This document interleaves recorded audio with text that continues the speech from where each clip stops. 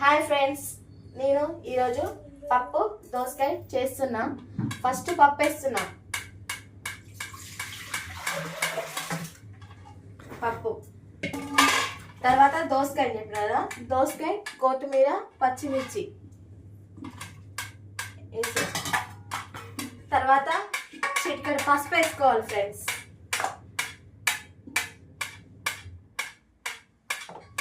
తర్వాత సాల్ట్,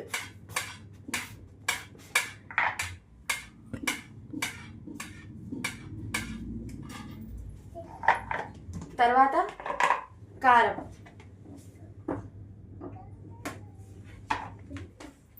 ఈ మూడు వేసుకొని కలుపుకోవాలన్నమాట.